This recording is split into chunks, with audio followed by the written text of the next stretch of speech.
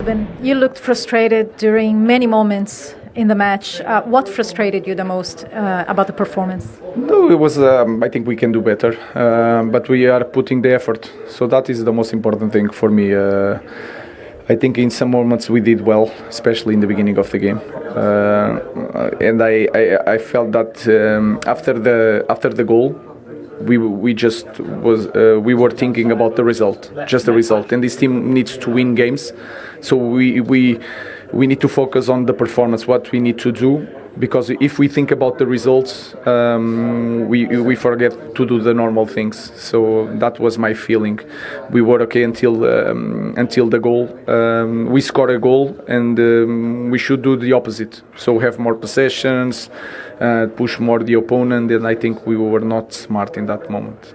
Do you think then the main challenge is to keep that urgency, that mentality of not only the result, but also how do you push that into the players? No, it's just we have to think in this moment. We need to think about the performance. Of course, I'm not crazy. I know what is the feeling of a player that plays in the team that has to win every match. But I don't feel. I felt that in the past. I don't feel lack of urgency in this moment. What I felt is that we missed the penalty, we missed some chances, and then we score. And I have the feeling that the team was, now we have to defend this goal, and that is not lack of urgency. It's maybe urgency in the opposite side. So we just need to focus on our movements, the way we have to play the game until the end. Yeah, defensively, why do you think Fulham kept getting into good positions, and with corners as well? They were always looking dangerous. Yeah, it's normal. I think we tried to press high, and was after 1-2 times we need to understand that sometimes we need to manage the game, to wait for the opponent. Was that the option of Fulham? And sometimes we push the ball to the side too soon. It was quite easy for the opponent to mark us, and we wanted to press all the time. We want to do that, but sometimes we have to be better in that moment, understand the game, try to drop a little bit, and then start the pressure. So they had more space than us when they were attacking. Bruno's penalty, we saw that the referee kind of bumped into him, and he looked upset and disrupted by it. Did he mention anything to you about that? Do you think it was enough to disrupt him in the way that he took the penalty? No, I think he's not used to miss a penalty. He knows the importance that every moment in this context can have a huge impact in the team, and I felt that he during the game he was like not so happy, not so involved, because he has so much responsibility, and I think he felt that miss the penalty was a huge for us. You mentioned the result. Do you think this is something that the team is bringing from last season? This need to get results, and you guys need to deal with it better mentally? That is normal. We just want to win games, and they are humans. They know the context. They read everything, and they know they play in one club that they need to be better. But for me, during the week is completely different. They work really hard. Today they work really hard.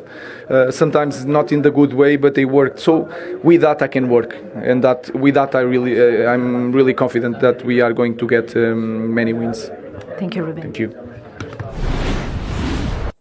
What stands out for me from that interview is that he said they scored, and then he felt as if they felt, the players, that they need to defend that lead. Probably because I think after finishing 15th last season, they want to find a win game. So you get ahead, and then you think, all right, maybe we'll find a way to protect this. But for the first 15-20 minutes, they played fantastic. Couldn't you have 3 huge opportunities? And that's because they just played, focused on how they want to play. Mason Mount got in some good positions, and then they scored, and then they just dropped off. And Fulham controlled the game. And if that game would have gone on any longer, Fulham probably could have won it. So I think in that sense, he nailed it, Ruben, and he's spot on in his analysis of the game. They kind of stopped playing, allowed Fulham back into the game when they should have just gone and tried to win the game and get a second goal. Does that speak to the fact that they've won only once in their last 11 league games going back to last season? Yeah. And as he said, when they scored the goal, they were already thinking about the result. 5 wins in 24 as well in the league. He's trying to change the culture. The players that he's brought in are very, very good signs. Worry watching that Man United second half performances, how they drifted out of the game. That's when you're looking for your players who have an impact to produce a moment, to run hard, to try and get on the ball, create things. I think the effort was there in general. I think you're spot on in his analysis there, Ruben Amorim. But I've tipped Man United to finish 6th. I thought the improvements would be a little bit sharper and a little bit better. I know it's only 2 games in, and I said before kick-off today, the performance when you play first day of the season against Arsenal at home, the adrenaline's there. First game of the season, everyone's on a high. You can perform. And they should have got something out of the game. The acid test for Man United to see where they're going to be at the end of the season was today. They had to win that game today. And the fact that they took the lead, dropped off, and as Owen said, it was Fulham that were going to win the game, that'll be a big worry. Well, who were you hoping to see more from today then, Owen? Well, I think for me the biggest worry is I love Cunha, I love Mbeumo. You know, Bruno, we know he had a bad day today. The one thing, my biggest worry going forward is the goalkeeping situation isn't addressed and the striker position isn't addressed. And I've never seen a team win without those 2 positions, with top players in those positions. So maybe they're going to address that in the next week. Maybe someone comes in, they don't. But I think goalkeeper, striker, he's got to address first. I think that the 2 in behind, Cunha and Mbeumo, are fantastic. But I think the 2 at the top and the back, they need to be addressed ASAP. Because if you look at the fixtures coming, you know, obviously Burnley expect them to win. But City, Chelsea, you know, they are really, really difficult. A draw from a losing position. Yeah, 100%. I think, especially second half, we pushed. Could have deserved more. I mean, we had some good moments, you know, with a better final pass or better finishing. It could have been maybe, you know, 2-1. But we did well to get back into game. And of course, they've missed a penalty as well. So, yeah.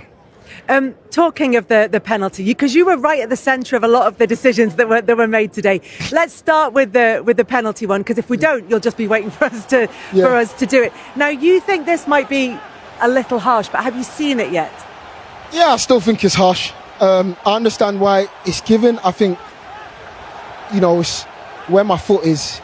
I'm trying to stay strong because I know the block's coming, and then I've just sort of pulled him over my foot.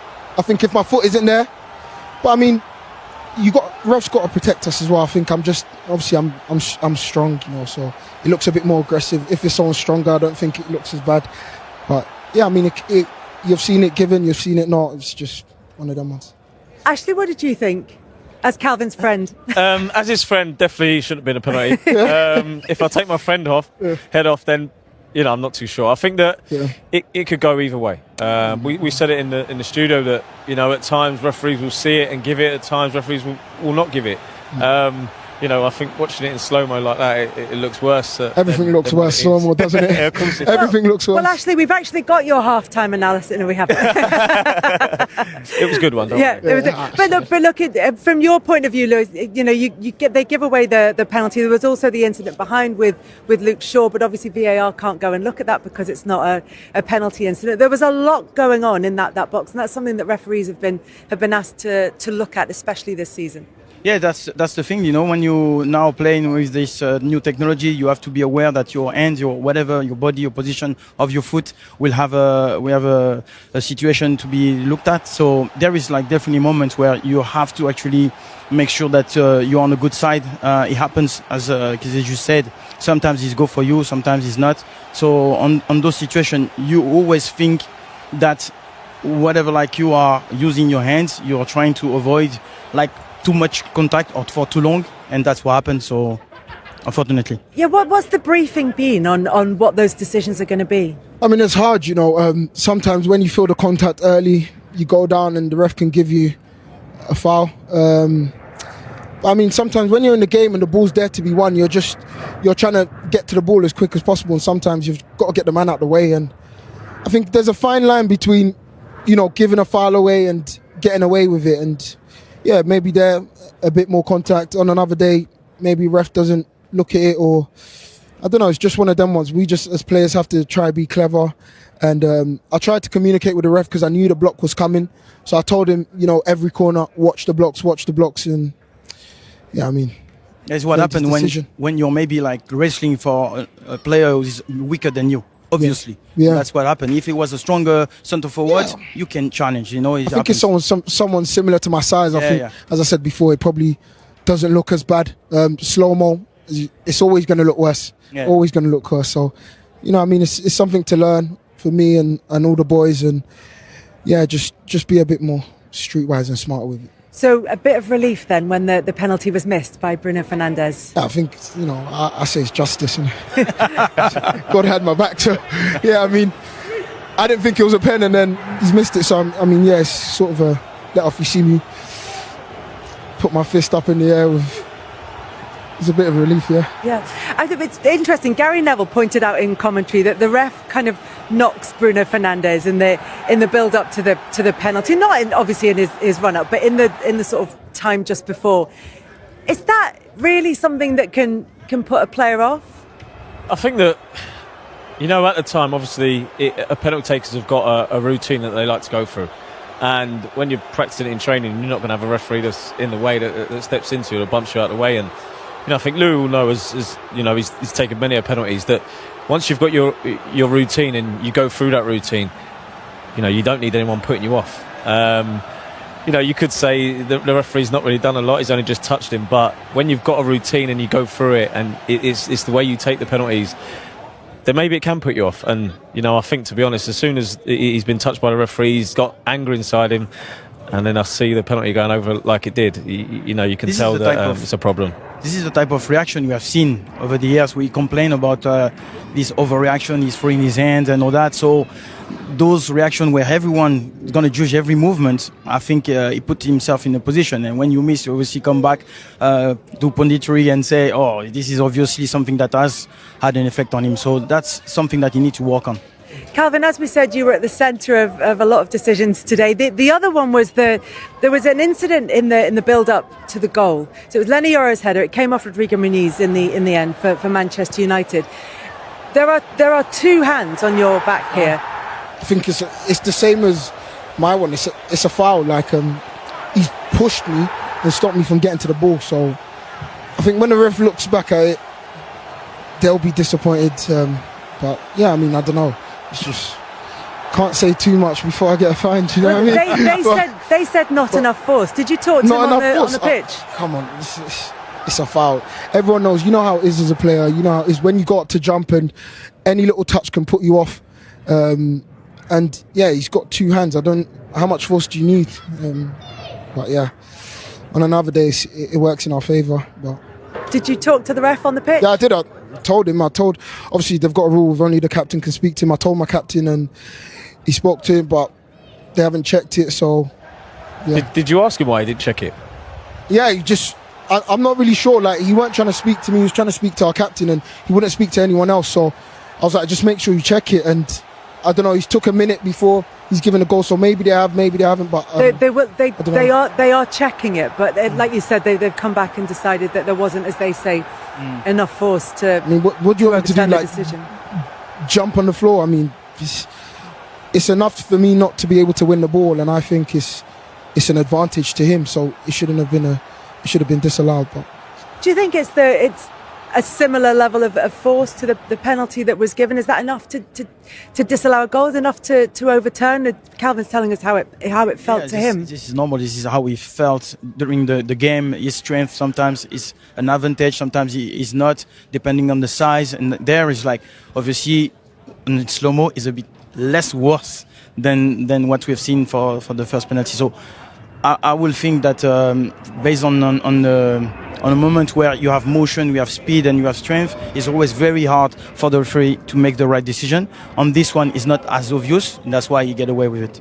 Let's take a look at happier moments. Let's take a look at the equaliser. 94 seconds Emile Smith Rowe was on the pitch before he brought Fulham level. Yeah, I mean, Emile, he's a player with a lot of quality. We trust and we believe in him. He didn't start today, but what a reaction. I think he gives us something different to Josh. He arrives in the box so well.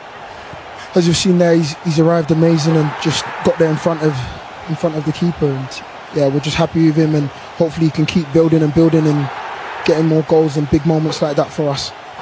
Yeah, you have a lot of playmakers. Andre Pereira was not there today, but with those kind of movement, those kind of solution all the time with your strikers that you have, you're always creating chances. But on the way you're starting the game and you feel like more confident in the second half, you're starting to actually impose in midfield. we couldn't cope. I would say in so many moments in the game. So is this something that the manager really asked to actually get dominant, get confidence in midfield? Yeah, of course. I mean, all week we're analysing and seeing how we can hurt them. And of course, with defensively, it's 5-2-3. Obviously, we have 3 in the midfield, clear overload, and it worked. It worked for us, we just had to be dynamic. Alex went in there and got the ball and sort of had like a free roll, same as Josh, and it was working for us, so we kept on doing it. And I mean, for that goal, it's just a bit of quality, and we've been able to get level. It looked like there was something that you was working on. Obviously, the 8's running in behind. Bruno Fernandes and Mason Mount were in there. What we say is the corner run. And Alex, I know Alex from playing with him. He passes that ball all the time. And if you've got players that are running off there, you know he's going to find you. So was that something that you'd worked on in the week, that you saw a weakness maybe in Manchester United's defence? Yeah, yes and no. I think it's one because as you said, Alex does it all the time, and it's about building relationships. Alex got a good relationship with Emile and with a lot of the boys, Sasha and both our strikers. Every time he cuts into that right foot, he's looking for that ball, either front post or back post, and just there, he's just got away from Raul, but Emile's just been alert and made a good run in the box, and it fell to him. And so I think it's just building relationships and understanding each other and how they play. Alex likes to float inside because Jedi is always going to be out wide. So Listen, Calvin, really appreciate you coming out to talk to us. We kept you here for quite a while, so we're going to let